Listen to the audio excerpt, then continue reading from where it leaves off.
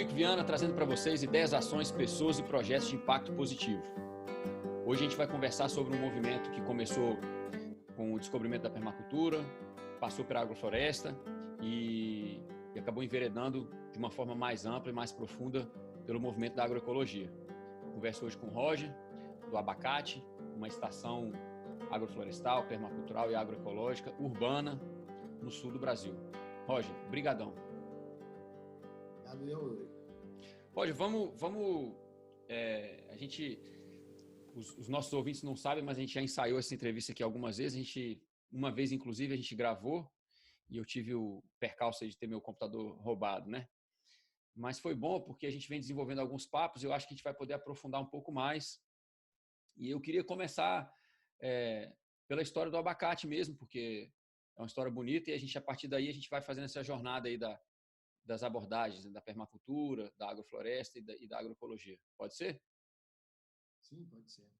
Conta pra gente como que nasceu aí essa sua cria linda. Tu fizeste a apresentação quase que a partir da permacultura, depois agrofloresta, aprofundamento, e hoje numa visão mais ampla, que é o que eu defino e acabei, vamos dizer, o abacate não tinha esse nome, né? O abacate nasceu como abacate, simplesmente. E durante a trajetória, hoje ele acabou se dando nome, né? Pelas ações que a gente realizou nele, né? E de uma estação de uma estação agroecológica, né? Mas antes dessas, vamos dizer, grandes vertentes que são para mim aliadas, antes disso veio assim, o que eu acho que é o começo de tudo, né? Para todos, seria a vontade de comer comida de verdade, comer saudável, né? Essa, vamos dizer, foi a origem de tudo, né? Então, aquilo que eu já plantava como uma hortinha, eu acabei descobrindo a permacultura, fui estudar permacultura.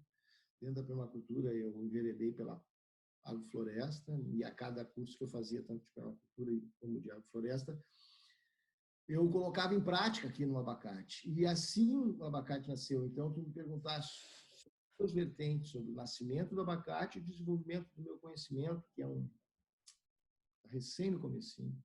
Mas eles andaram junto, e cada ação, vamos dizer, curso, seminário, bate-papo, mutirão que eu participava, tudo eu trazia e aplicava no abacate. Como que era essa aplicação, Roger? Por exemplo, a primeira coisa que eu fiz aqui foi um sueiro, que eu vi num curso de permacultura. Eu olhei, vi, gostei e fiz. Depois fui fazer agrofloresta, mudei o desenho. Uhum. Fazendo um módulo de agrofloresta que eu chamo de Safa 1, né? E aí, nesse módulo de Safa 1, eu comecei a aplicar tudo que eu conhecia, tudo que eu encontrava, né? Começou por como é que é, que eu não vejo divisão, né? A gente tem que nominar e definir para que a gente possa entender, né? Mas que é uma ação que vamos dizer, existe, é praticada na permacultura, que é uma técnica ancestral, né?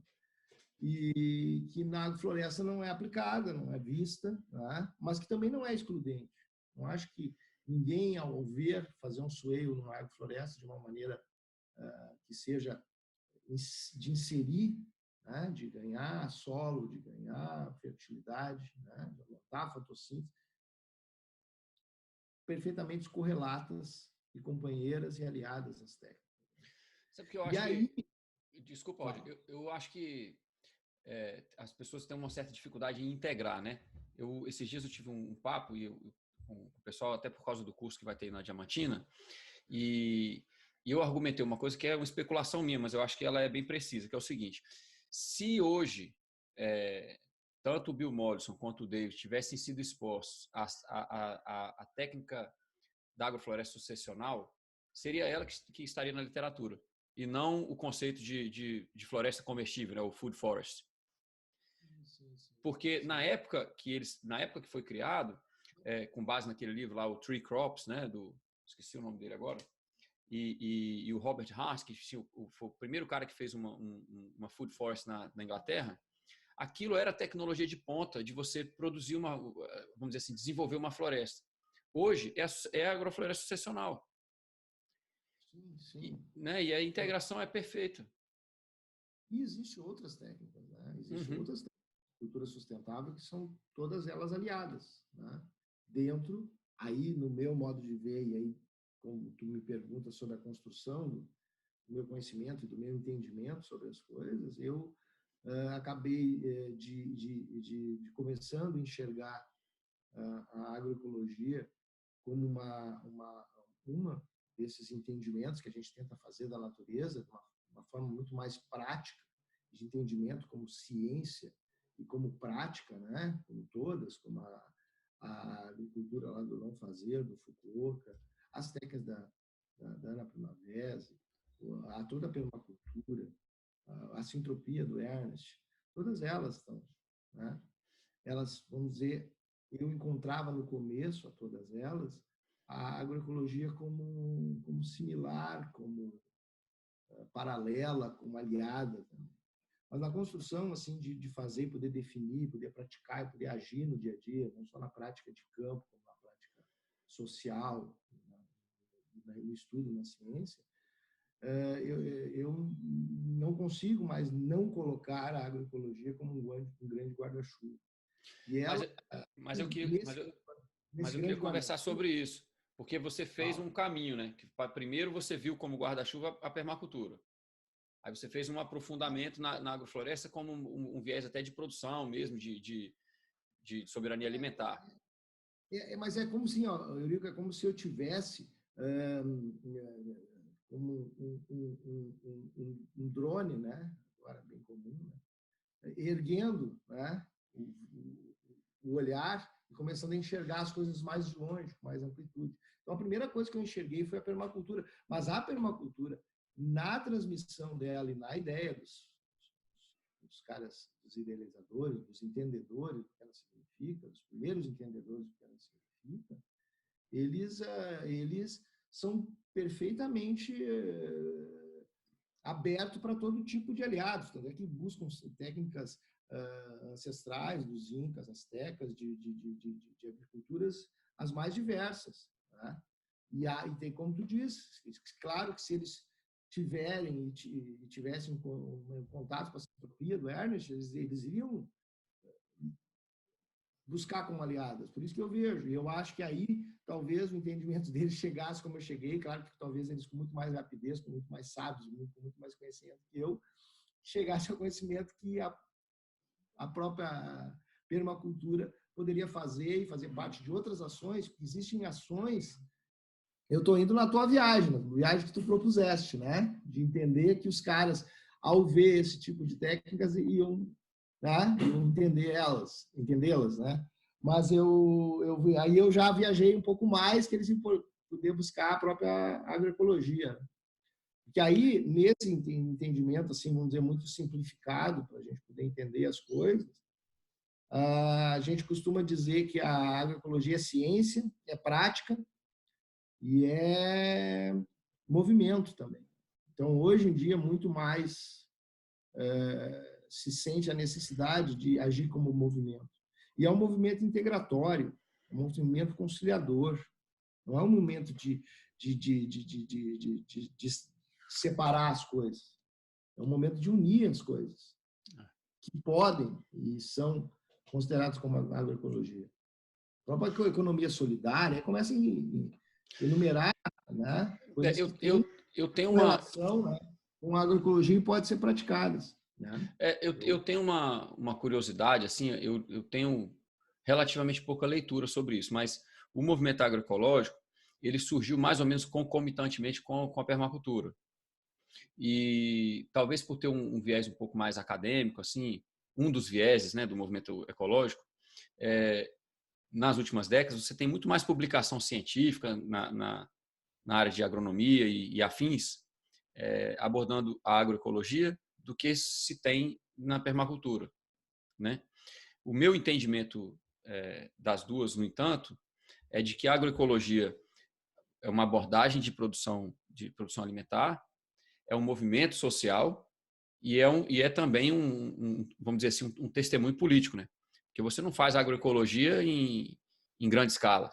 Você faz agroecologia primeiramente para ter soberania alimentar E o retorno do excedente para usar até um termo da permacultura, é um a posteriori, né? Mas... A escala vem depois. Isso. Né? A escala vem depois, em ordem de prioridade. E aí só para fechar meu comentário, é o seguinte, mas o que eu vejo é que dentro da agroecologia, não que falte, mas que talvez seja menos elaborado a questão do desenho da propriedade como um todo. E na permacultura isso é mais forte. Não, mas aí é que eu entendo. Pode ser uma visão muito particular minha, mas é o que eu busco entender. Eu acho que dentro da agroecologia, aí seria uma das partes como ciência, como movimento paralelo, está a permacultura. Né? Só eu acho assim que no meu entendimento, a agroecologia contém. Né? A agroecologia contém e convive com todas essas coisas. Né? Para poder dar esse entendimento e poder buscar a prática que eu quero, né? Tanto a prática de cultivo, né? de autossuficiência, né? E aí, como eu tinha te falado, começou com o desejo de comer bem, de comer comida de verdade. E isso hoje está muito interligado. Hoje, na própria agroecologia, se enxerga que isso, vamos dizer, que trazer a vontade de comer bem, trazer, vamos dizer, um consumidor para junto do movimento, né? E isso é importantíssimo, porque se tu vai querer ser autossuficiente, né, tu vai ter que buscar, em primeiro lugar, plantar para tua subsistência, sabe? Comer o que tu planta e plantar o que tu come, sabe? Esse é, vamos dizer, uma chave. Sei que nem todo mundo pode fazer isso, mas quem puder, uma mínima escala. E passa por uma adaptação da dieta, né, Roger? Primeiro isso, né? Se tu não vai plantar e não come o que tu planta, né? Então essa é, vamos dizer, essa é a chave de tudo. E hoje com a agricultura urbana, que é esse outro viés, né? Da condição primeira do abacate, né? Porque o abacate eu estou dentro do espaço urbano de Triunfo, né? No centro da cidade, uma área que não é uma área muito grande, mas é um bom pedaço para a localização dela. E a partir de um determinado momento, tudo que não havia construção ainda, e não pretendo construir mais nada, tudo que não era construção tornou-se agrofloresta, tornou-se jardim comestível, e até o telhado vai se tornar um telhado verde também. Né? O telhado da casa, que é uma grande área, eu pretendo transformar ele num telhado verde. Nem que seja para eu ainda não decidi o conceito dele, mas o que hoje é um telhado vai virar um espaço verde, seja de que forma. Né? Uhum. Então, a ideia é essa, a ideia é ter subsistência, comer primeiro, né? Comer saudável, ter essa subsistência. E hoje eu digo a permacultura, né? Aí falando dos princípios, né? De cuidar da terra, cuidar do ser humano e de compartilhar o excedente, né? Hoje, o que eu digo que eu tenho mais de excedente são as experiências, os meus erros, os meus acertos, tá? As experiências que eu fiz aqui. Tá? Então, isso é o que eu mais tenho para compartilhar. Os resultados são diversos. Hoje eu tenho alguns objetivos de pequeno, médio e longo prazo, mas a questão é paciência. Paciência. Então, nesse desenvolvimento, né? Desempacota isso para mim, por favor, Roger. Por que a questão é paciência? Paciência? Na verdade, todo o desenvolvimento que eu estou fazendo aqui, ele claro que eu tenho produzido bastante verduras, tenho produzido bastante. Agora nós estamos entrando no verão aqui, tem a roça, né? Verão, as anuais, né? Aipim, moranga, feijão. Já tem banana bastante, tudo. Mas assim, o meu foco, a minha falta de ansiedade é na questão de produção, sabe? Claro que eu tenho esse privilégio, né? Então, o que eu estou construindo aqui é muita matéria orgânica, muito solo, né? Eu pretendo fazer assim um replantio dos mirtilos, então estou preparando uma área assim a longo prazo, de uma temporada para outra, né? Com bastante acumulação de matéria orgânica. E o mirtilo ele gosta de muita matéria orgânica, ele tem raízes superficiais, ele vem para a superfície para pegar os nutrientes dele. Então, uma das, vamos dizer, das características do solo seria essa, né? Eu enfrento dificuldade com o clima para o mirtilo, né? Mas eu vou insistir um pouco mais. Você sabe que a gente tem uma questão parecida, né? Eu tenho o mirtilo que vai bem aqui e tem a moringa que não vai tão bem. E eu estou insistindo na moringa. E você conseguiu fazer o contrário aí, né? Nós estamos no mesmo, né? Mesmo mesma latitude. Mas deixa eu te perguntar uma coisa. Com relação a esse projeto do abacate, parece que uma constante sua também é assim, você, no aprofundar do seu conhecimento, você também compartilha muito dele em vivências, cursos e dias de visita aí no sítio, né? Sim. Que o retorno do excedente também é muito nessa questão também de facilitar. É isso aí. Eu estava conversando com o pessoal da Embrapa agora, eles vão fazer uma apresentação amanhã sobre algumas experiências aqui da região, né? Eles pediram para fazer um relato. E aí, quando começa a juntar coisa para, né, para poder contar a história, né? Aí eu fiz um breve histórico das ações, né? Então, a gente teve ali, vamos dizer, por isso o primeiro curso, o primeiro PDC em 16, em outubro de 16, e a partir dali eu já comecei a fazer as ações. Aí quando eu entrei em 2017, eu já fiz o primeiro curso de agrofloresta. E, assim, modo contínuo, né?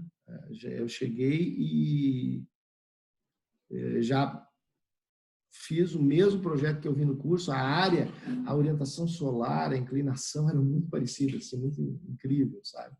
E eu repliquei o modelo que eu vi, né?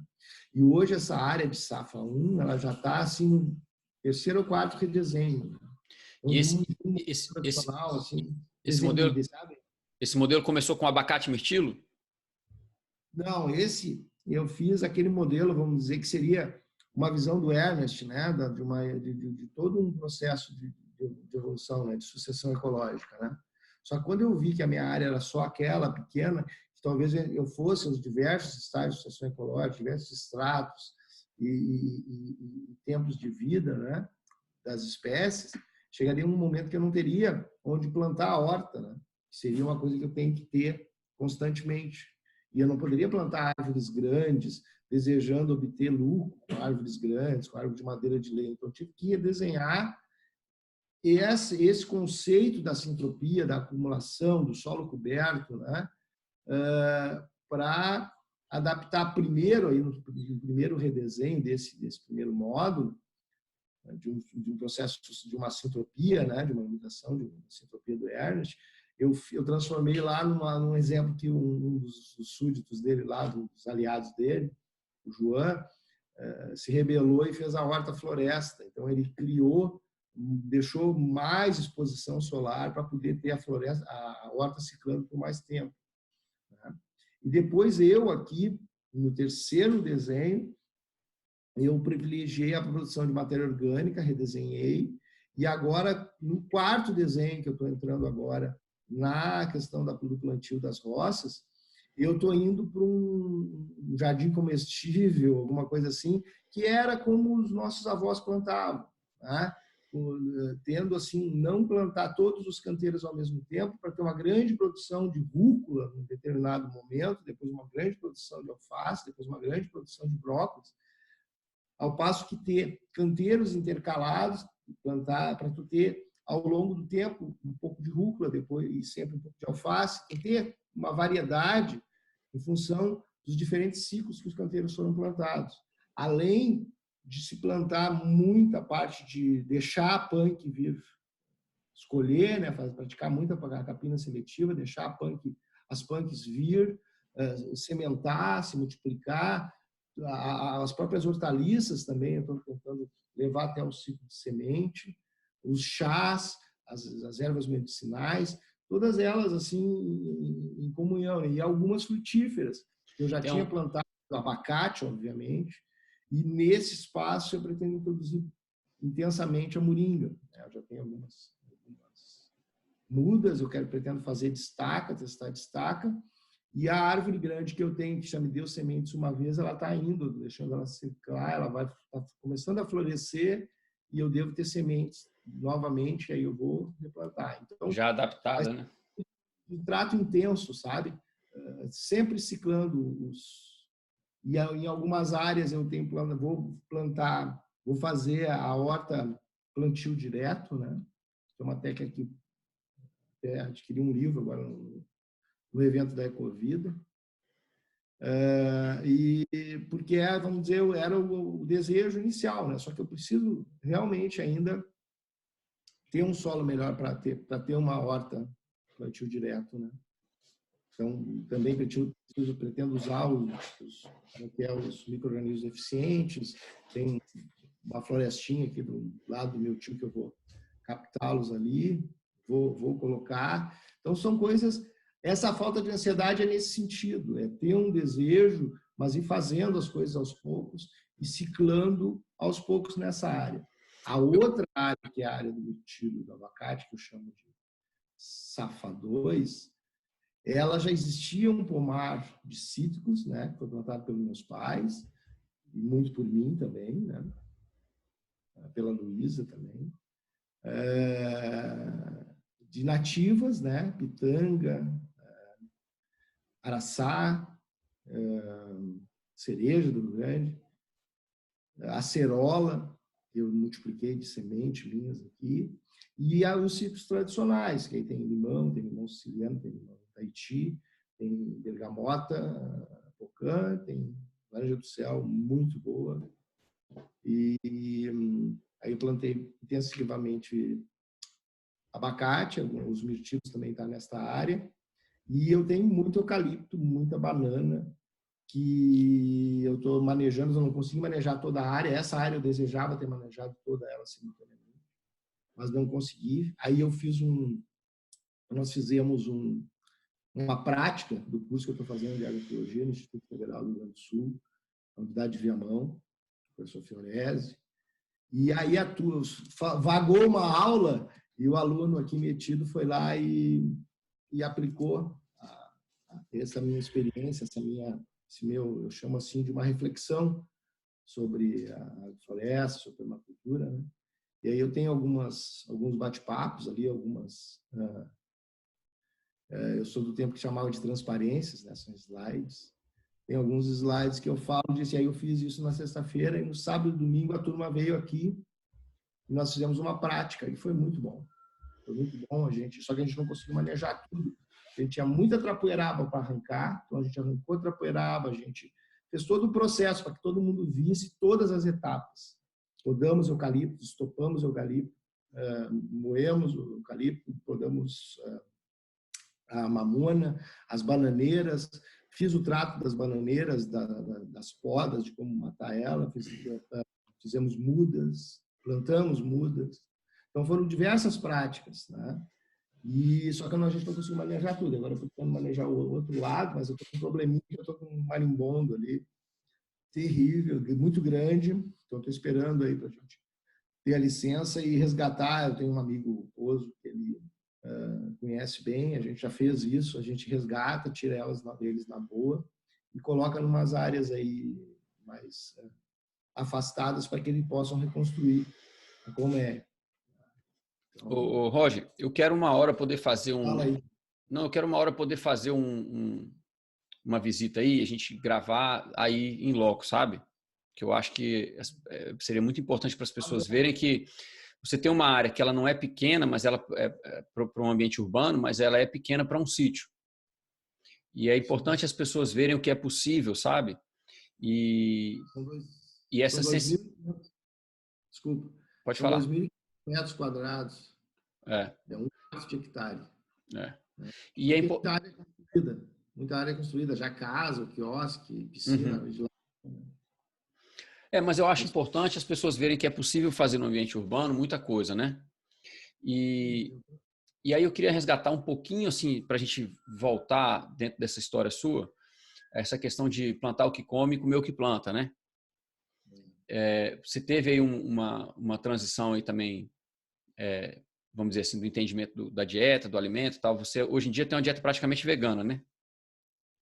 Eu ainda não sou vegano, mas eu nem sei se eu pretendo chegar lá, assim, em termos de ter toda essa disciplina alimentar, mas eu acho que é um caminho, né?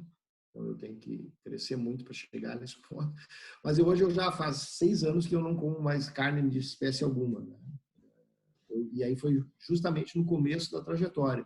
Eu fui fazer um curso de comida viva, justamente para aprender mais a fazer comida crua, né? Para poder comer mais. Né? Não tinha ainda a ideia de me tornar vegetariano. Mas eu fui num evento que durou uns 10 dias, mais ou menos. A gente tinha yoga, a gente tinha um monte de bate-papo sobre isso, sobre espiritualidade. E cozinhava, fazia a própria comida, né? Toda ela comida crua. Né? E foi muito bom. Então, quando eu saí desse evento, eu não tinha condições de voltar igual, sabe? Então, eu virei a chave. Aquilo que eu já pensava em fazer, eu virei.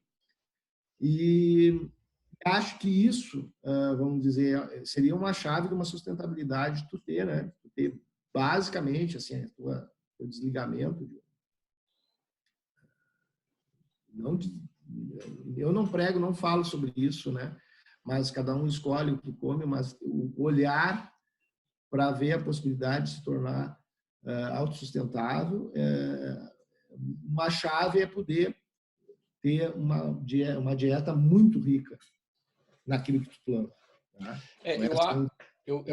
E além do alimento saudável, né? Além de saber o que tu está comendo, né? Que aí é outra vertente, que se nós dois formos começar a falar de veneno, e a gente vai ficar só xingando. Né?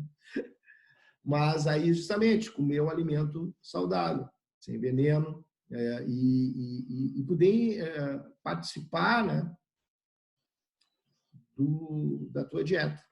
Eu estou trazendo esse assunto. Sobre isso, né? Não, eu estou trazendo esse assunto porque eu percebo duas coisas, assim, né, com relação a essa jornada sua. Uma é uma preocupação, e eu tenho um respeito muito grande, assim, pela forma com que você faz isso, porque, assim, eu tenho várias críticas com relação ao movimento vegano, várias. Mas para o nosso papo aqui, o que eu acho interessante é o respeito que eu tenho pelo seu posicionamento, porque ele vem a partir do seguinte: a saúde da sua dieta, ela vem da saúde do seu solo. Sim. E isso é uma coisa muito bacana, muito bonita, muito coerente, que a gente não vê muito no movimento vegano. Não, assim, a gente vê muita coisa assim. Também não estou querendo atacar, mas assim, é um movimento um pouco desconectado da produção. Então, você não come carne, mas você come o grão. Você não come carne, mas a sua dieta ainda é suprida pelo supermercado. Então, são coisas assim que são um pouco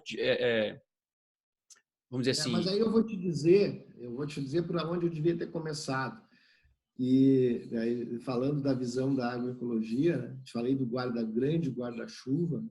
Então, eu tenho, dentro desse meu entendimento, que essas coisas que estão atrás, a floresta, a permacultura, tudo que a gente tem que aprender, a minha agroecologia, nesse momento, assim, privilegia para acessar todo esse conhecimento, toda essa prática, todo esse movimento que eu pretendo ainda fazer mais fortemente.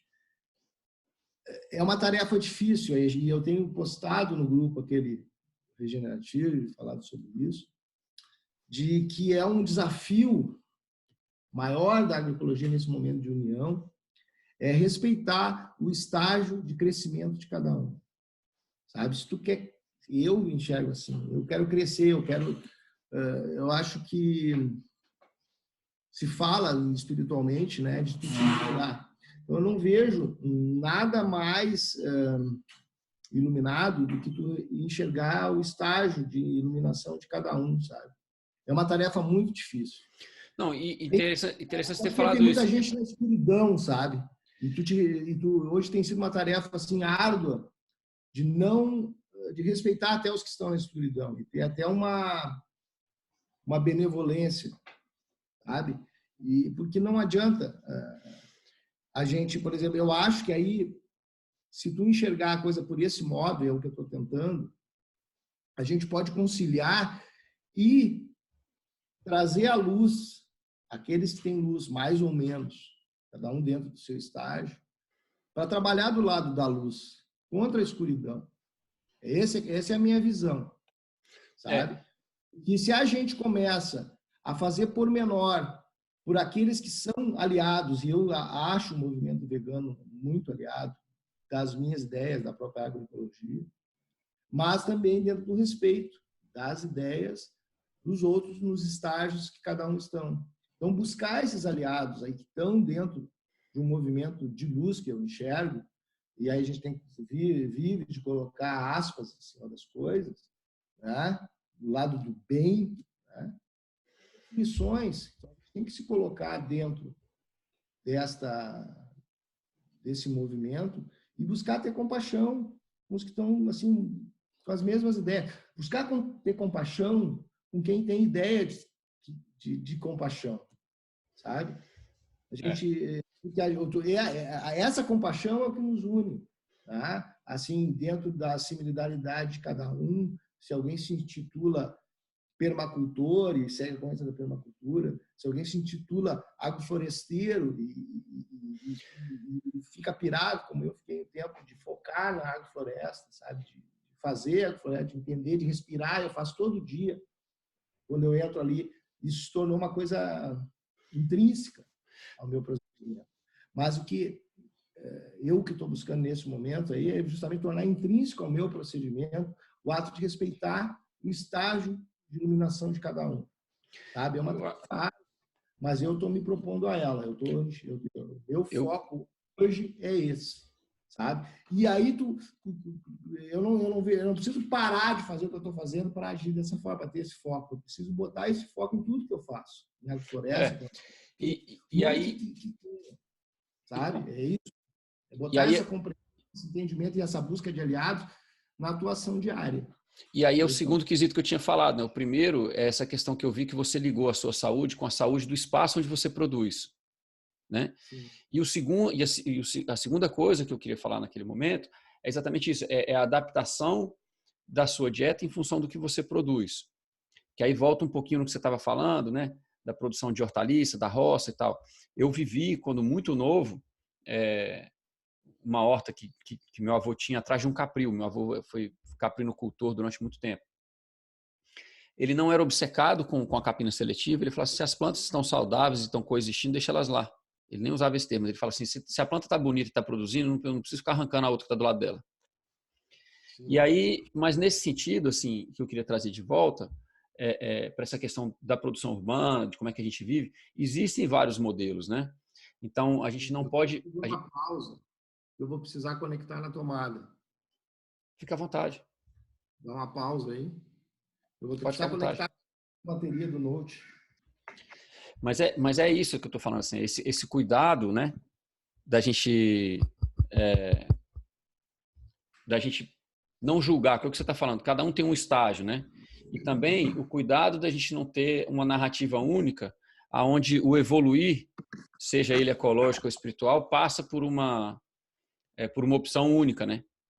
Então, a gente tem exemplos claros disso, assim, né? Até dentro do mundo espiritual, assim, pegar a Monja Coen, por exemplo, ela não é vegetariana. Você pegar o Dalai Lama, por exemplo, ele também não é vegetariano, né? E quem entre nós pode julgar o grau de iluminação dessas pessoas, né? Mas eu acho que a gente pode buscar uma coerência, e é nesse sentido que eu estou comentando isso, que é essa coerência que você buscou. Porque se a gente falar de saúde do solo e saúde do alimento, independente de qual alimento seja, a gente vai conseguir chegar a um denominador comum, que é que são os processos ecossistêmicos. Se a gente estiver conseguindo produzir de maneira a aprimorar todos os processos ecossistêmicos, a dieta vai ser saudável. Aí tem uma questão filosófica, que é se a gente concorda ou não com eu vou colocar entre aspas, a exploração animal, né? Mas dentro do movimento agroecológico, a produção animal ela é feita de forma agroetnoecológica, ou seja, o animal é produzido podendo cumprir as suas funções naturais, a galinha solta ciscando e por aí vai, né? A carne é a pasto e assim vai. Então, se a gente conseguir como você está dizendo assim, buscar similaridades e não pormenores dentro do movimento, eu acho que a gente consegue se fortalecer mais, sabe? E eu acho isso muito bonito aí na história do abacate, porque eu vejo que você fez essa opção, mas você não julga e não exclui quem não fez. Sim, sim, sim. Até porque a parte do convívio, né, das pessoas que são caras, elas, para mim, é muito mais, vem antes, né, de algum julgamento. Qualquer julgamento vem depois de qualquer coisa. Eu acho, né, dentro dos chavões, assim, né, aí falando de espirituosidade também, né, que eu acho que a agroecologia também é não julgar, né? A agroecologia também é compaixão, né? Como eu te disse, claro que aí é a questão de conceitualizar, também tá junto, mas sem o Sebastião Pinheiro, que é um dos ases, um cara que escreveu bastante sobre a agroecologia, ele diz que a agroecologia é o coletivo, né? E que o individualismo não, onde tem individualismo não tem agroecologia. Então isso é tipo, no meu entendimento é um pilar, tá? Então por isso é que até porque a admiração é instantânea, tá? E fruto da sabedoria dos caras, tá? Então eu não posso me privar de admirar o Bill Mollison e a permacultura, porque eu admiro o Ernest, né? Para mim, né? A Ana Primavera, sabe? Eles são a fonte. Eles conseguiram enxergar o que a natureza é, e ela é sempre, né? Agora a gente está aqui batendo um papo e ela está sendo ali, dentro da micro agrofloresta que tem, ela está sendo. A gente não tem controle sobre ela, né? A gente pode colaborar com ela, é o que o Ernest diz. A gente pode entendê-la, o desenho dela e desenhar ela melhor, como prega a permacultura. Mas ela é. Então, se esses caras conseguirem entender melhor e transformar em ação uma obra, um livro, num bando de seguidores, que espero que tenham luz sempre, por que a gente vai deixar de admirar para poder admirar, porque eu posso só admirar o outro? Não tem, está todo mundo junto, são todos aliados. Eu falo muito dessa palavra de aliados. Assim como os aliados são lá, de repente, um controle ecológico, Joaninha é um aliado nosso para combater o pulgão. E lá dentro do sistema agroecológico, da natureza, que está todo mundo lá colaborando um com o outro. Por que nós aqui fora vamos ficar competindo, achando que uma coisa é mais bonita que a outra? A gente precisa de mais interdisciplinaridade, sabe? Não, a gente precisa de mais interdisciplinaridade, a gente precisa conseguir integrar conceitos e práticas e não segregar, excluir. É difícil isso porque a gente vive num mundo hoje que a gente é treinado a competir, a gente é treinado a simplificar, né? É aquela piadinha antiga que tem que dizer assim, o especialista é o cara que sabe cada vez mais sobre cada vez menos até não saber nada, né? Então a gente... Se tu acha que sabe tudo, tu acaba não aprendendo nada, né? Eu acho interessante. Mas vem cá, compartilha um pouco com a gente, dentro dessa visão aí, até espiritual e do entendimento da agroecologia que você vem buscando. Você teve no encontro aí agora recentemente. Como é que esse aprofundamento na agroecologia tem, além dessa questão que você já colocou espiritual, além dessa questão de buscar os aliados, de não excluir e enxergar o movimento como coletivo, como que isso tem mudado a sua prática, que começou pela janela da permacultura, passou por um aprofundamento na agrofloresta e todo esse aprofundamento na agroecologia, como é que ele tem mudado aí as suas práticas e seu entendimento? Como é que isso tem reverberado na sua vida?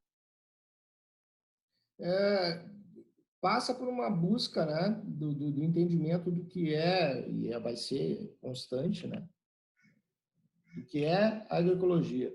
Por exemplo, eu fui no evento que tu falaste, que foi o Congresso Brasileiro de Agroecologia, né, E num determinado momento eu estava assim a fim de acabar com o congresso, né? Eu não ia poder estar em todos os eventos fazendo a pergunta, mas eu tinha vontade de fazer para cada pessoa que estava lá a pergunta: para ti, o que é a agroecologia, sabe? Só que isso era muito latente, né? E a gente construiu bastante em diversas vivências, né? Nos tapiris, né? As pessoas apresentavam suas experiências, mas assim, nos congressos maiores também, assim, nas plenárias maiores, de diversas coisas, né? Mas uma das coisas que mais me empolgou é ver as pessoas fazendo agroecologia em cada canto do Brasil.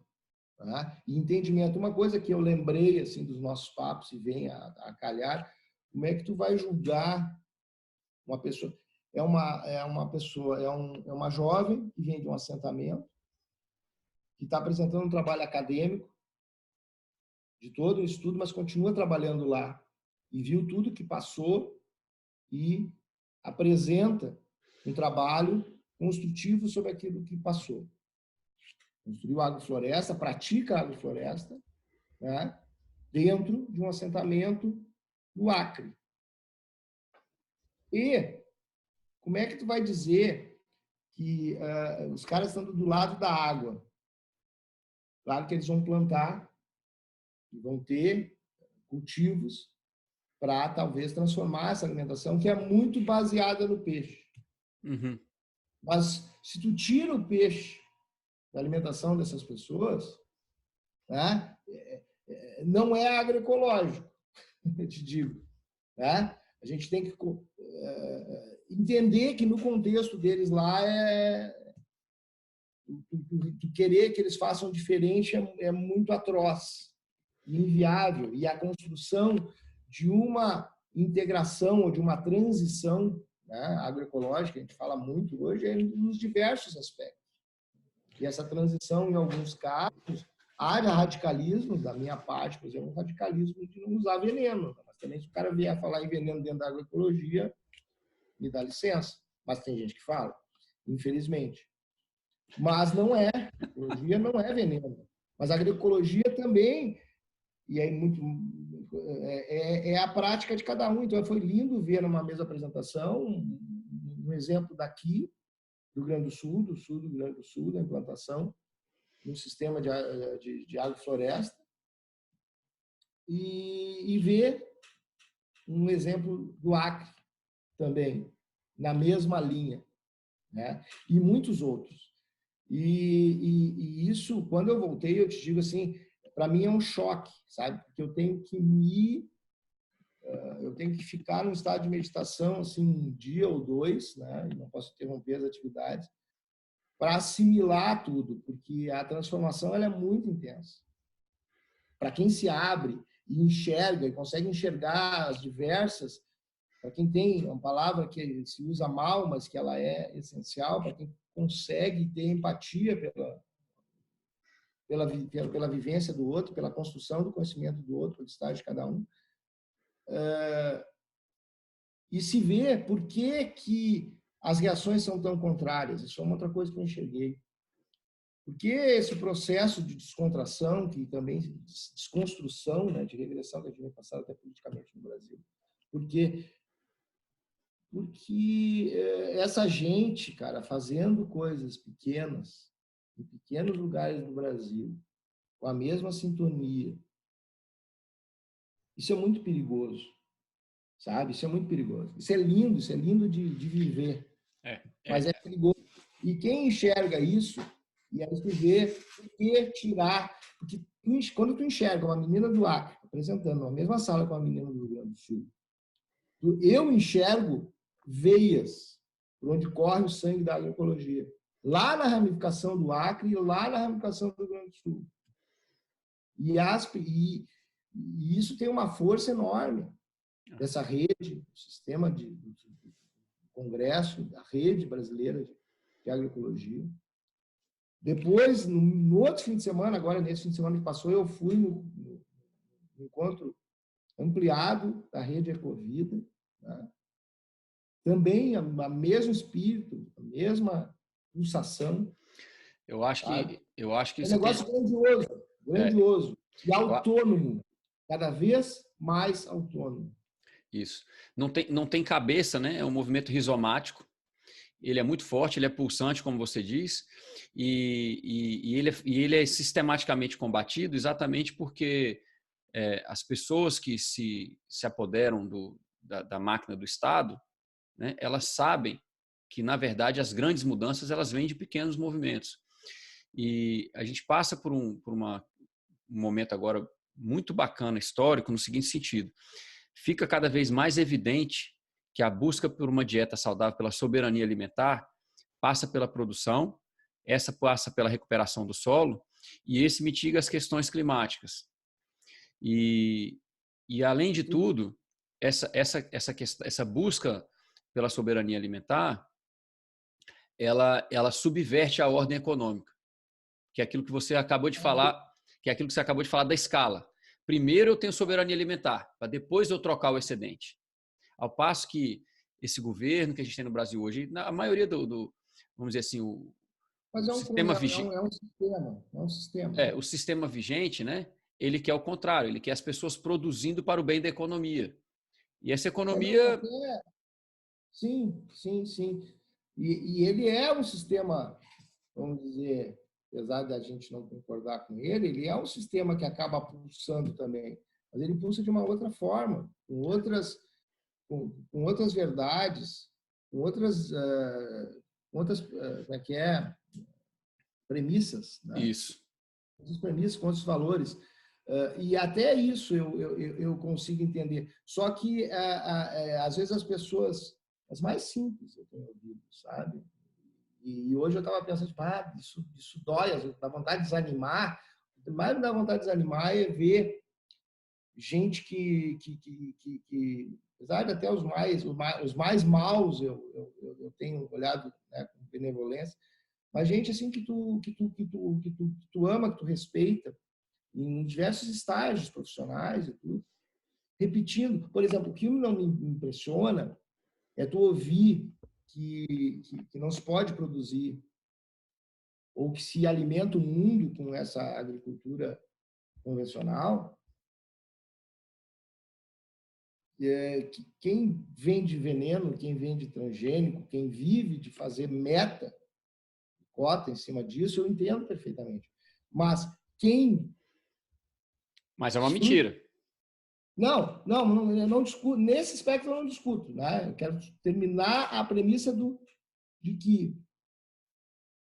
Mas uma pessoa que se alimenta disso, defender isso, é quase que uma catequese que vem sendo feita. Mas nós também somos bons catequistas, né?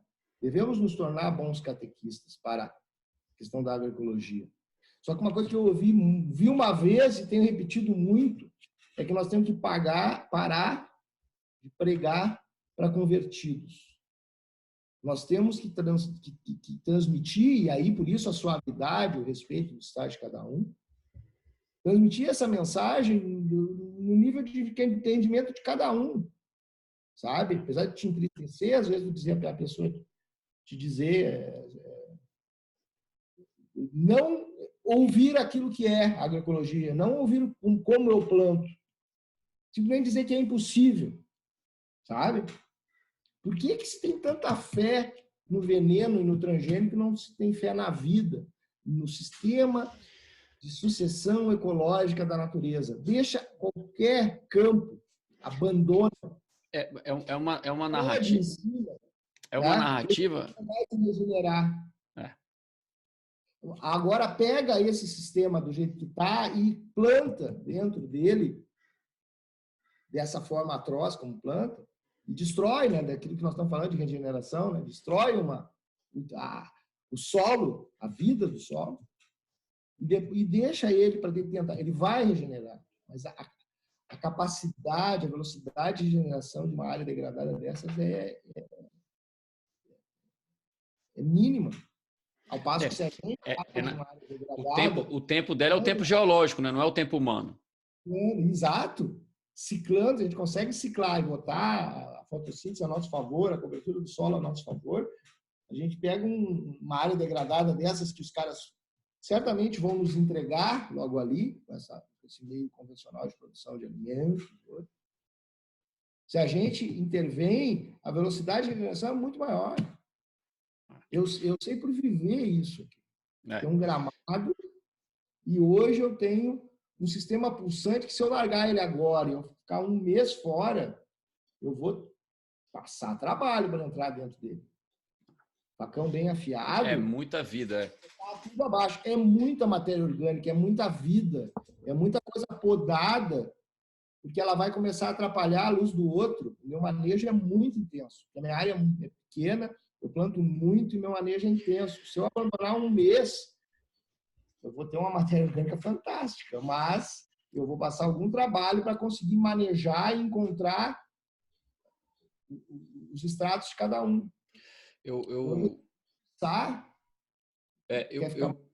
Quer ficar mais embaixo, tu quer solto, não quer.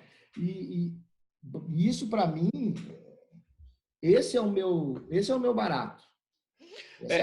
Mas a gente precisa de mais gente fazendo isso, e a gente precisa, como você falou, investir, porque assim, a gente divulga muito as nossas atividades para os nossos pares, que é uma prática assim, comum da nossa sociedade, que é porque divulgando o nosso trabalho para os nossos pares, a gente se reafirma como colegas da mesma profissão ou da mesma abordagem, né? Mas a gente perde muita energia, na verdade, ao invés de divulgar o nosso trabalho para as pessoas que precisam aprender a comer. Sim. Porque são essas pessoas que essa verdade ela é inegável. A gente abordar uma pessoa e falar assim, olha, vem ver como é que eu produzo para você comer o excedente da minha produção que eu te vendo. Aí depois você pergunta para ela assim, agora me conta como que é a comida, quem que produz e como que é o lugar onde é produzida a comida que você compra no supermercado.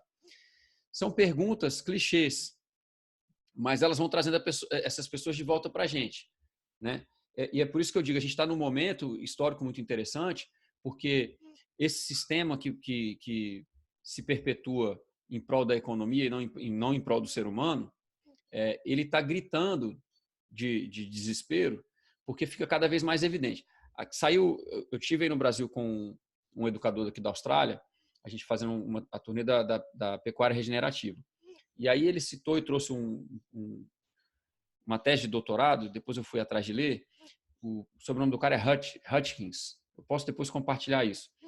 A tese, ele é um fazendeiro, um produtor rural aqui da Austrália.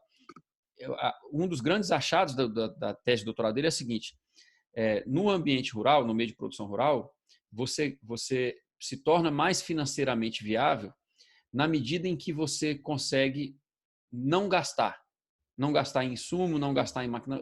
Então, assim, ao contrário do que o agronegócio nos informa, não é investir em mais maquinário, em mais insumo, em mais tecnologia, é o contrário. Então, está ficando cada vez mais evidente para todo lado vamos dizer assim, que o mais viável na verdade, você fazer a escala menor, uma produção adensada e ter uma economia baseada na troca do excedente. Isso está ficando cientificamente evidente agora. É por isso que eu digo que é interessante, porque, por exemplo, esse governo que a gente tem agora no Brasil, né, o desespero de lutar contra esse movimento que você falou, é pulsante, ele é rizomático, ele não tem cabeça, você não consegue cortar ele. Aí as pessoas fazem o quê? Começam a disseminar pseudo-pesquisas, disseminar marketing, né, e desinformar as pessoas, que é o que você colocou. Por que as pessoas confiam nisso e não confiam na vida? Porque existe um marketing para que as pessoas acreditem só na tecnologia. Só que a gente esquece que a natureza ela tem 3,8 bilhões de anos de laboratório de vida. É a tecnologia mais avançada que existe. Ela foi comprovada em 3,8 bilhões de anos. Então, a gente trabalhar com o pulsar da vida que é o esquema, né? E por isso que eu te perguntei, assim, como é que tem mudado essa sua questão, assim, da agroecologia e tal. Eu fiz uma pergunta e vou responder também a minha pergunta. Eu tenho ficado cada vez mais isolado das pessoas que não entendem as nossas opções, mas tenho me cercado cada vez mais das pessoas que têm buscado a transição. E eu vejo que isso me alimenta mais. Isso me deixa menos desesperançoso e mais otimista, assim, né? Não que eu não tenha, vamos dizer assim, eu não tenho a inocência de achar que a gente vai transferir tudo, vai conseguir fazer uma transição planetária a tempo de mitigar os estragos já feitos. Mas eu vejo que envolvimento nos movimentos agroecológicos e até no movimento, em parte, não diria como um todo, mas no movimento agroflorestal e tal, é que a gente vê que é possível criar assim, os santuários que eu venho chamando, né?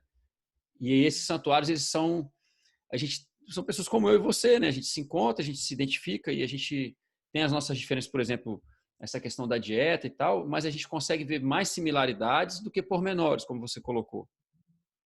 E para mim, fixar no que nos une, não isso. no que nos une. Nada pode separar, né?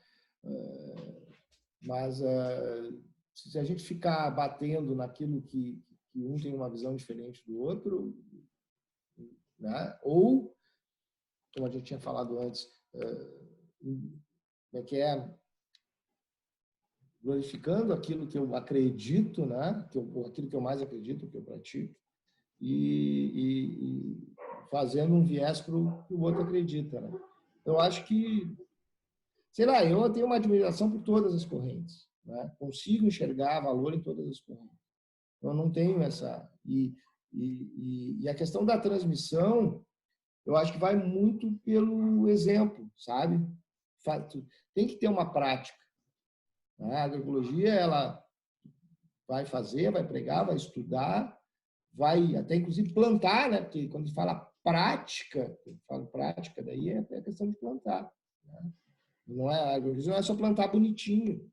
Hoje, essa parte a questão do movimento, ela é essencial, justamente não para, né, fazer rebelião. A evolução, ela é silenciosa, é a transmissão desse conhecimento. Tá? Você trazendo o pessoal, né, que está na transição para praticar. Você tocou num ponto, para mim, importante, Roger, que é a transmissão do conhecimento. Eu, por conhecer um pouquinho da sua história, eu sei que você se propôs a ensinar tão logo você começou a dominar as técnicas, né?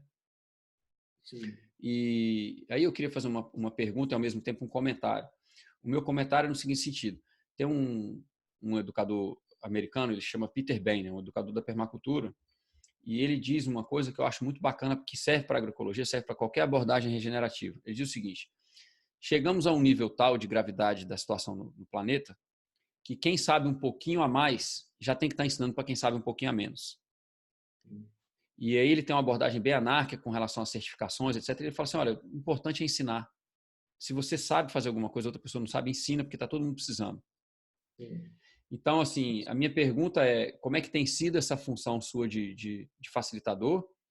E dentro desse comentário que eu falei do Peter Bain, se você enfrentou alguma crítica ou resistência nesse sentido, porque você realmente se propôs a ensinar, então logo você passou a praticar. Eu acho louvável, eu particularmente na minha vida eu faço isso também. Eu estruturo conhecimento, eu aprendo e logo depois que eu aprendo eu sinto a necessidade de ensinar e compartilhar.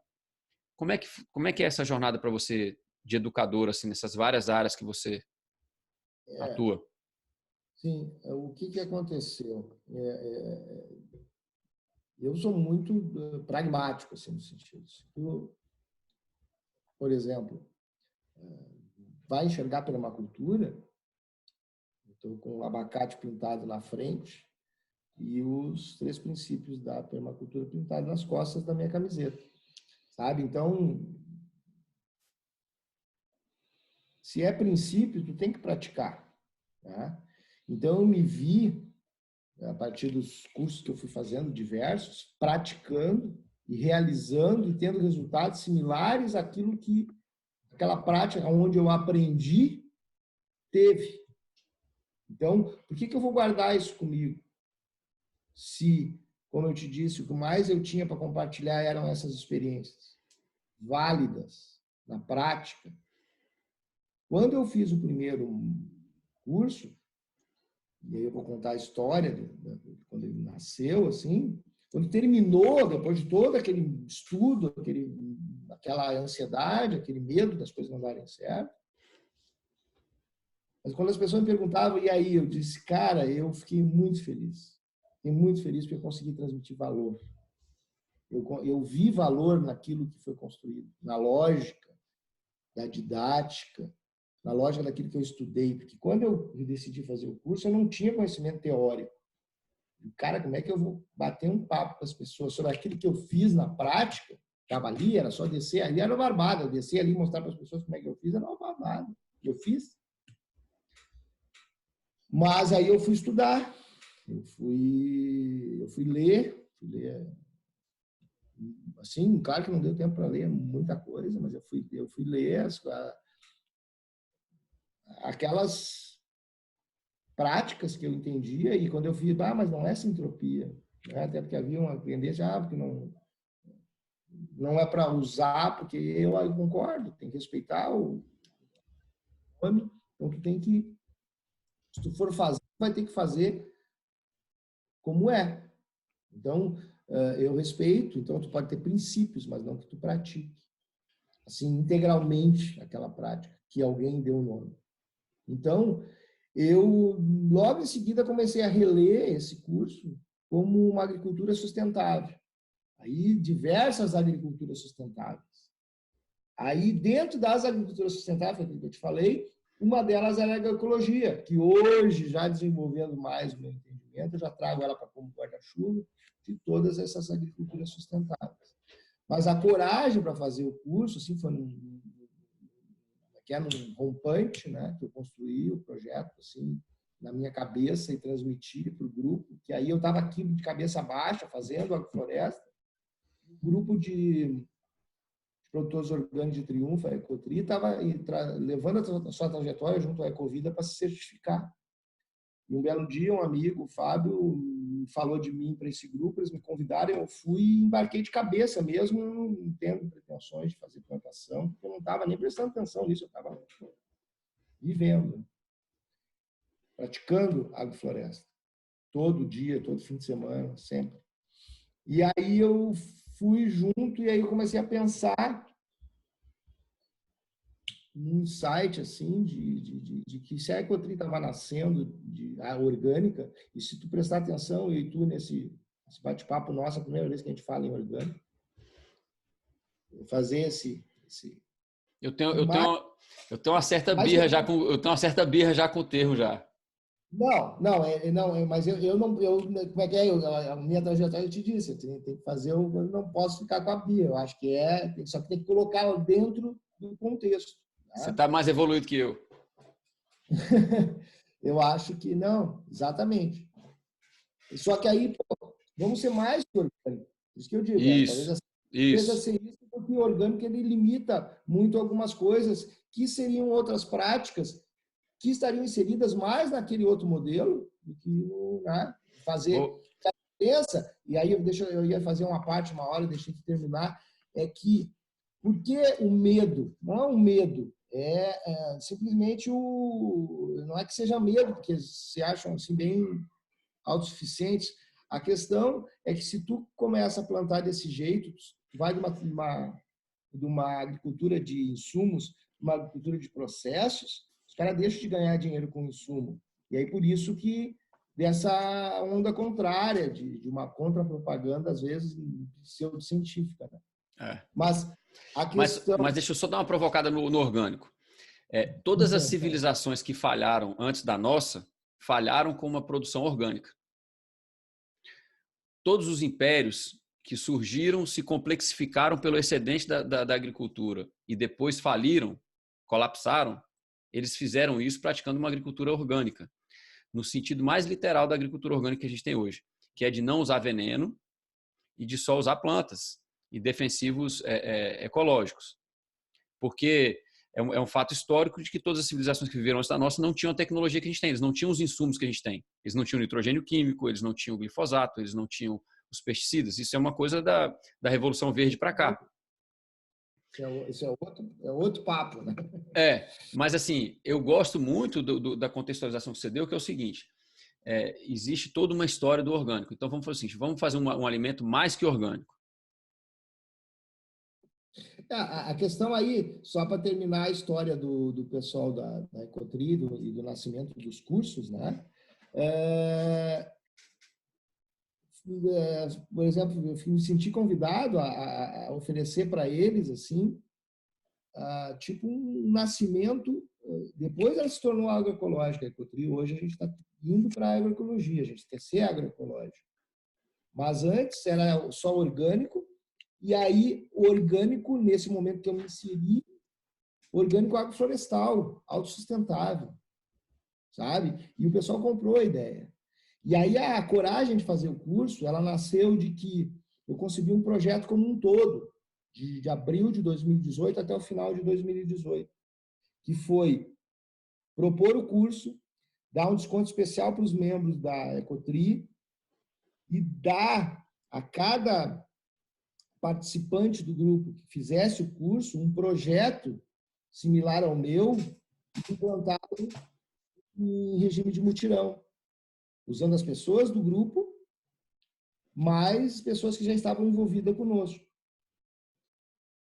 E fizemos o curso, foi feito no meu primeiro curso, né, em abril de 2018. Como eu te falei, eu me senti muito feliz que eu transmiti valor. E em seguida nós engatamos os mutirões. Depois deu uma parada, mas a concepção era essa, fazer um curso básico, estudar através da implantação desses projetos em cada propriedade. Aí eu concebi o projeto Uma Agrofloresta em cada rincão do Triunfo, né? E eu pretendo retomar agora. E aí começamos a praticar para esperar um curso do Namastê, que aí foi feito na outra área, no Safra 2, já evoluída, com árvores grandes, com um projeto de fazer um manejo avançado, né, de abrir clareiras, se cortou árvores grandes, né, se podou árvore, cortou, não se cortou nenhuma, mas se podou árvores grandes, muita matéria orgânica, abriu clareira, se plantou o triplo. Então, aí foi construído, aí todo mundo se engajou e a gente conseguiu fazer esse. E aí eu perdi o medo de fazer o curso. Tanto é que fiz outro em abril de 2019. E foi muito bom a evolução dessas práticas. Vamos dizer, o slide ainda estava lá, agroecologia, numa linha entre as agriculturas sustentáveis, que isso é uma visão que eu respeito muito, que é um trabalho científico de primeira qualidade do Pacini, que acompanhava o Ernest. Então, eu me permito, não é discordar, permito entender de uma forma diferente a posicionamento da agroecologia pela questão do movimento. Talvez as pessoas hoje enxerguem, até alguns, né, o lado negro da força, enxerga com bastante preconceito, né? Por justamente estar inserido em movimento. Movimento. O que é um movimento? Movimento é isso. Movimento é transmitir o conhecimento. É dar autonomia e soberania para as pessoas. Para que as pessoas plantem seu próprio alimento. Hoje eu estou muito inserido também dentro do contexto urbano. Sabe? Então eu também tenho que, vamos dizer, departamentalizar, não é departamentalizar. Descompartimentalizar. Compartimentalizar a palavra correta. Minha tentativa de transmissão desse conhecimento num foco urbano. E eu tenho feito experiências assim bem hilárias aqui, sabe? Com aproveitamento de parte construída, sabe? De brechas no sol, de feito alguns nomezinhos jocosos para chamar atenção, né? Tipo, tem floresta, né? Uma mini agrofloresta como eu tenho aqui. E tem agora uma agrofloresta portátil, de tão pequena que ela é, com plantas que os passarinhos plantaram, a Luíra Pimenteira, lá um fumo bravo, estão sendo podados constantemente em volta da piscina, sabe? Então, são pequenos pedaços que tu consegue usar os conceitos, né? Todos eles, sem ter preconceito com qualquer um deles, né?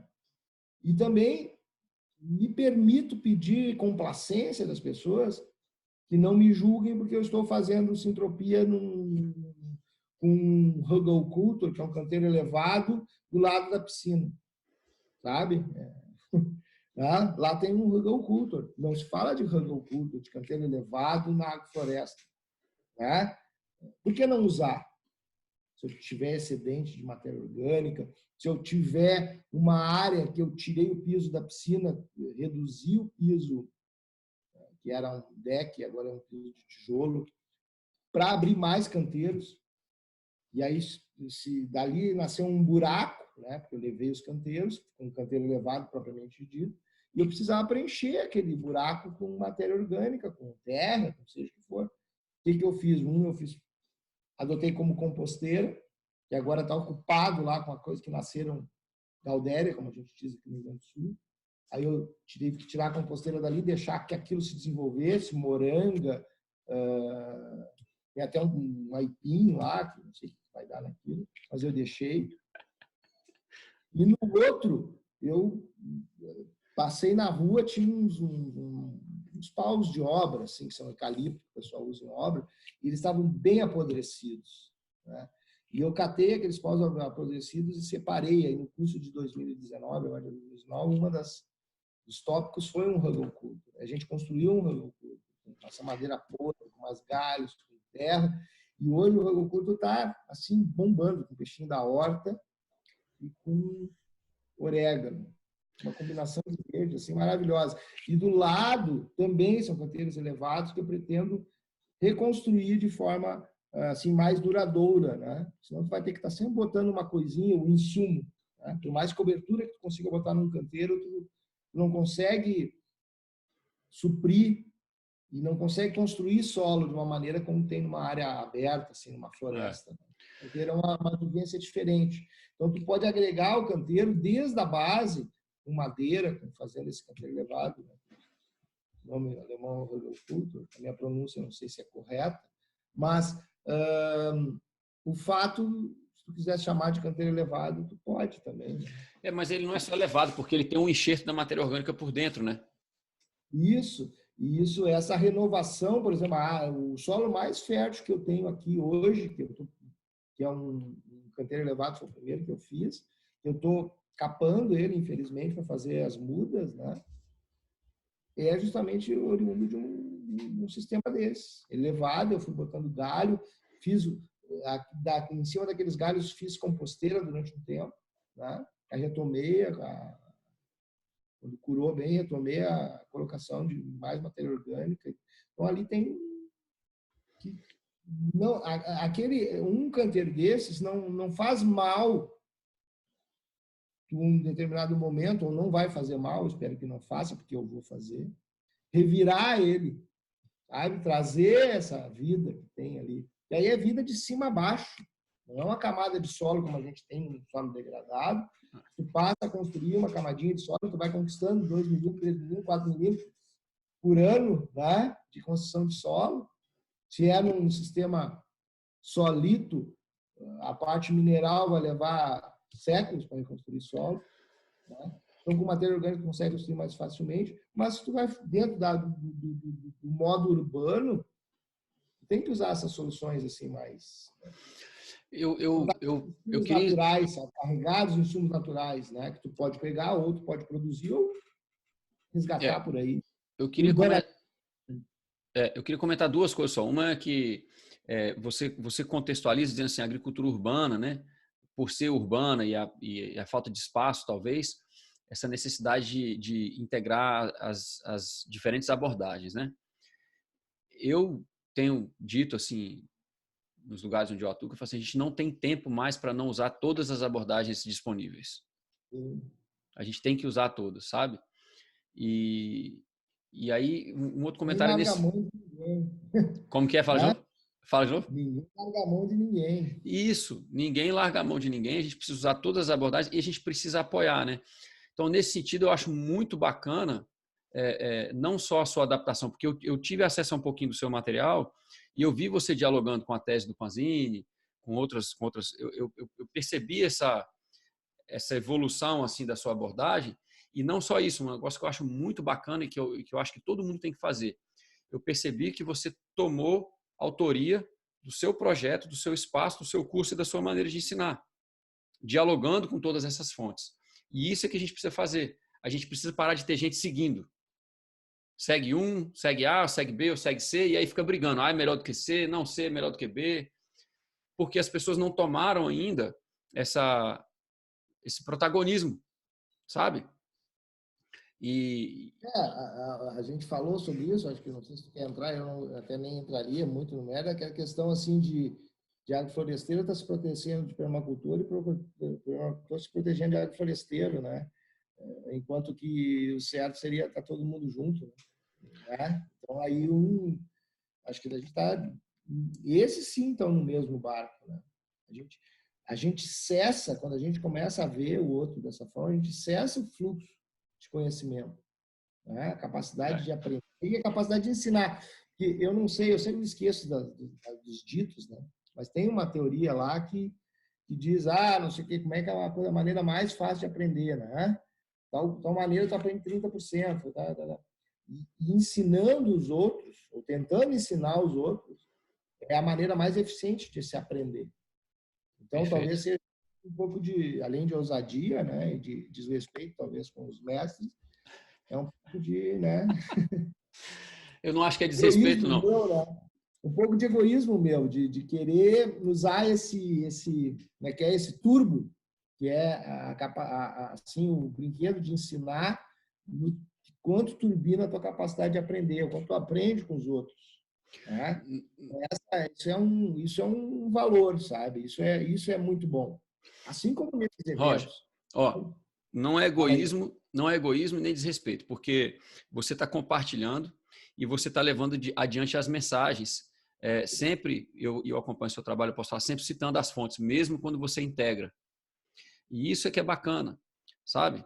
Isso é muito importante a gente fazer. A gente não tem tempo mais para não integrar. Esse negócio que você está falando, ele é muito comum. Por exemplo, eu já ouvi casos onde as pessoas ensinam a permacultura e dizem que você não pode usar agrofloresta sucessional, você tem que usar o conceito de food forest do Bill Mollison. Isso é um atraso. Porque assim, primeiro, na permacultura um dos princípios é integrar e não segregar, né? Sim. E aí, se você for partir para a agrofloresta sucessional, um dos princípios é o amor incondicional. Então, é o princípio, né? É o princípio. Então, se tu não tem amor incondicional, já não está na entropia, né? Está fora dela. É isso. Não, eu achei... Aí, como é que é? Parafraseando o Messi, né? Todos temos o nosso papel, né? Movidos pelo prazer interno e um sistema de cooperação. Nada de competição. Isso não somos nós, isso é o que ele enxergou de como se comporta a natureza, como Gaia se comporta. Gaia se comporta assim. E aí a filosofia, que se mescla com a prática do Ernest, é justamente essa. É essa mensagem que isso é a filosofia, como é que é? De seiva. Né? Ele captou isso na seiva. Essa é a filosofia da seiva, das seivas, das microrrizas. Essa é a filosofia dela. E se a gente tiver essa capacidade de agir como as microrrizas, e agir no sistema colaborativo que as microrrizas, que as raízes têm, a gente conseguir imitar isso, né? O desafio é grande, mas eu acho que esse é o caminho. Se a gente desistir de fazer isso, eu acho que aí, ou se a gente não fizer assim, talvez a gente chegue lá, mas vai ser muito mais difícil, muito mais fácil. Como a gente falou que a agricultura sustentável, ela é muito mais fácil de fazer, né? Muito mais assim, diferente da convencional, que ela foi desenvolvida com uma outra lógica, que não é a lógica da natureza. Esse é que é o princípio. Ela desenvolve uma segregação de que, num espaço de terra muito grande, que pode ser e deve ser um agrossistema alimentar, de ter uma espécie só, uma espécie viva. Porque o resto, se tem um pulgão, o cara bota um veneno para matar o pulgão. Se tem um mato, não sei como se chama, né? Erroneamente, um minço, uma praga, se bota alguma coisa para matar a praga. E aí chega um ponto que naquela área só tem um ser vivo. Só tem cana. só tem soja, só tem eucalipto. E desta forma, com essa falta de biodiversidade, aquilo que era construído justamente com biodiversidade vai se degradando. Isso eu estou conversando contigo aqui, eu estou entendendo isso agora cada vez mais. E aí, o que eu chamo, assim, na construção de um pensamento, é que as pessoas observassem isso. É bonito, é mais fácil, é mais seguro produzir, porque eu boto veneno e eu só vou ter... Isso é uma visão muito, muito curta, até porque os insumos são extinguíveis. Nós estamos falando de insumos que vão se extinguir, são insumos de base de petróleo, insumos minerais, que vão se extinguir. E a cada plantio se necessita repor esses recursos esgotáveis na terra. Ao passo que, se tu for fazer uma agricultura sustentável, tu torna inesgotável, até porque tu amplia a parte da fotossíntese, e essa bomba de vida que é a fotossíntese te busca todos esses nutrientes que tu precisa, às vezes em locais bem longínquos dentro do solo, para trazer para a superfície. Demora um pouco mais, às vezes tem uma das pragas, como se chama erroneamente, incomodando. Não, essa praga só está te indicando que o sistema está em desequilíbrio. Então, se tu olhar e buscar, e olhar esse ente também como um aliado, e buscar saber o que ele está te dizendo, tu não vai precisar usar veneno. Tu não vai precisar ter uma mão de obra intensiva, uma atenção intensiva, para tornar aquele ambiente árido e capaz de produzir um ser só. Vai, através da biodiversidade, produzir vida, amor incondicional e alimento sadio, que é a origem do nosso papo. Nós começamos nesse papo aqui. Vamos buscar ter um alimento sadio. Todas essas outras interpretações, essa leitura do Ernst, por exemplo, da sintropia, é justamente fazer uma agrofloresta também, que é produzir alimento dentro dessa bomba que é o sistema socioemocional. De forma, como jardins comestíveis, como dizia o Bill Mollison, seja, de forma de uma agricultura do não fazer, né? Do Fukuoka, seja. Mas você percebe que todos eles buscavam uma coisa em comum, né? Coisas em comum, por exemplo, soberania alimentar é pertinente de todas essas abordagens. E produzir esse alimento saudável em harmonia com os processos ecossistêmicos também é uma premissa comum de todos. Sim. E aí, justamente, manter a vida. Porque o alimento, como diz a Ana Provese, o ser humano saudável vem de um alimento saudável, e um alimento saudável vem de um solo saudável. Então, começa daquilo que tu deseja, daquilo que tu pratica, e tu vai ter o resultado. Né? Então, aí a gente começa a conversar, vai indo para o norte, e com que pudor tu vai deixar de citar fulano ou beltrano? Tu acredita mais no outro? Isso, sabe, para mim, não faz sentido. E não é agroecologia. Então, a agroecologia é justamente o contrário disso. É amplitude, é capacidade de entender, é capacidade de juntar, capacidade de fazer as coisas correlatas andarem juntos e para o bem. Aí eu começo a me podar nas questões das terminologias, mas do bem comum. Uhum. Né? Porque o que é mais que o bem comum, aí fazendo as leituras, do que um sistema, um agrossistema acontecendo, né? A parte colaborativa dos entes que compõem o ecossistema, ela é óbvia. Se deixar eles sozinhos, eles vão para a cooperação. Esse é o entendimento. Tá? Então, eu acho que eu já estou viajando demais, né? Então vamos... Não, mas é isso mesmo. O papo aqui é para a gente viajar e produzir em cima, é isso mesmo. Não estava planejado esse papo, né? Tu sabe, a gente está fazendo uma coisa. Então, aí, às vezes, as coisas vão E está sendo muito legal poder... Não, eu gostei muito, porque assim, nesses contatos que a gente já teve contatos algumas vezes, inclusive a gente teve uma entrevista perdida, né?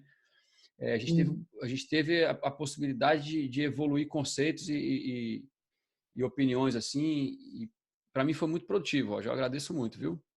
Também, te agradeço muito. Vamos ver se a gente faz a visita ou eu só consigo te mandar alguns vídeos, vou tentar fazer alguma coisa, se valer a pena a gente mostra. E agora... Se você puder fazer para mim, faz assim. Se você puder gravar, mas teria que ter a definição da câmera do celular hoje em dia é suficiente, mas o microfone não, principalmente em ambiente aberto.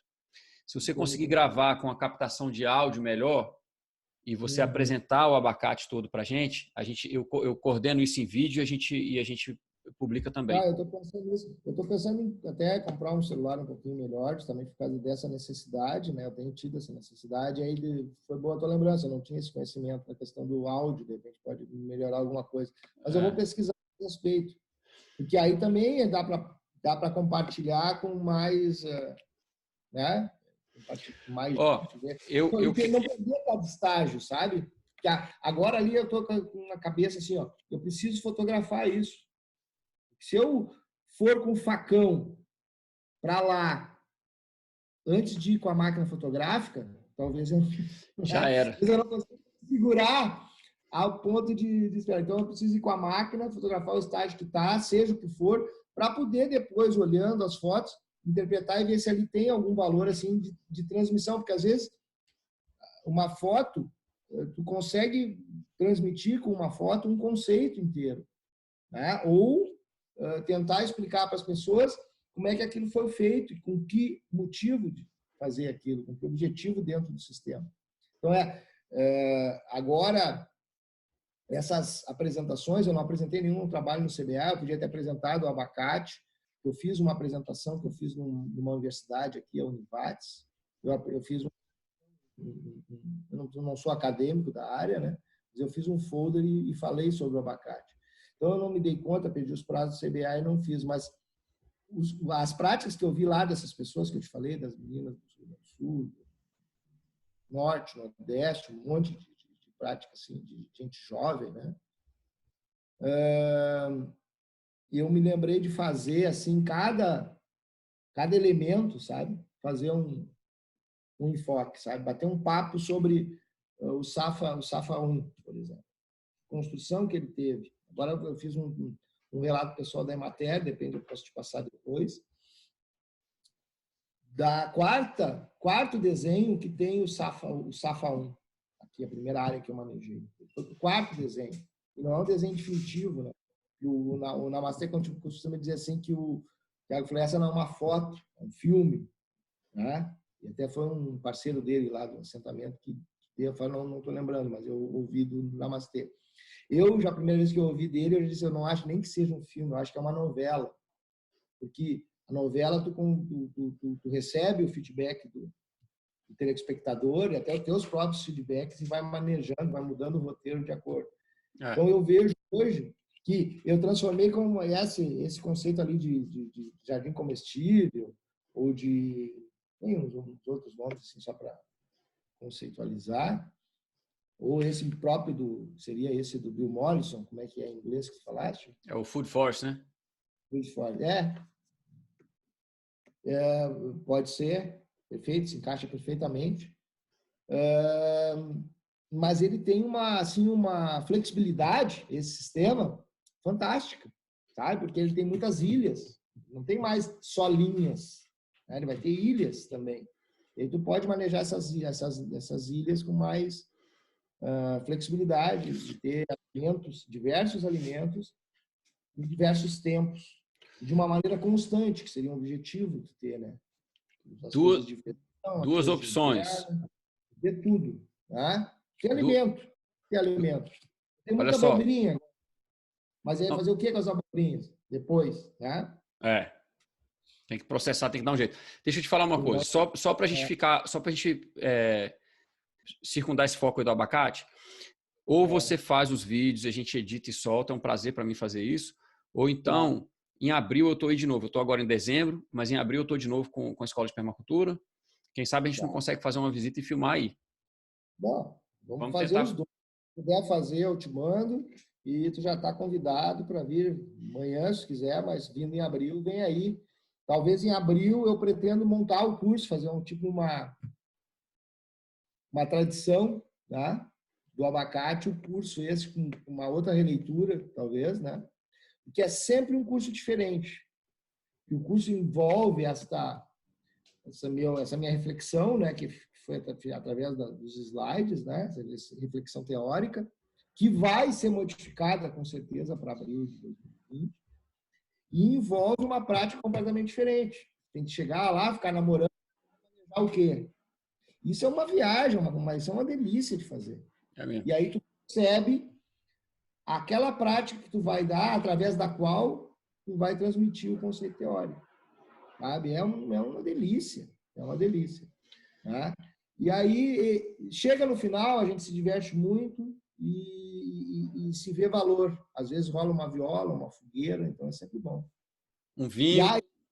Vinho até rola, sempre rolou. E na fogueira, e a alimentação saudável, né? Porque eu tenho a graça de ter uma filha confeiteira e um filho chefe de cozinha. E aí a gente faz, mais a Maria, que é nosso braço direito, nosso anjo protetor, eu digo. E aí a gente faz, né, dentro dos cursos, né, que eu já fiz, que eu ministrei, do Namastê, uma cozinha vegetariana, né, que eu chamo de top, sabe? E se usa muito as punks, né? E no evento que teve da Universidade Federal, agora também, eu faltou o professor lá que eu contei a história, veio uma turma, uma amiga queridíssima, a Kátia, que lida com as punks de uma maneira, né, saborosa e estética, e mais uma turma que ajudou o tempo todo. A gente fez, e aí foi uma coisa assim, ó, eu digo assim, foi uma coisa das mais suaves que se fez, sabe? A gente pegar assim, vamos para lá, vamos, sabe? Então foi uma vez completamente diferente, porque não teve cobrança de taxa de curso, né? A gente se cotizou, todo mundo trouxe alguma coisa, escolheu muito aqui, se cozinhou, se lavou, se arrumou, se organizou de uma maneira assim, dessa maneira perigosa. Harmônica, né? Dessa maneira ramificada, harmônica, suave. O termo que eu encontrei foi suave, foi muito bom. Vamos ver se... Eu tô na primeira quinzena, eu tô lá com o Daniel na escola de permacultura. Então, se não for na primeira quinzena, eu vou tentar chegar aí.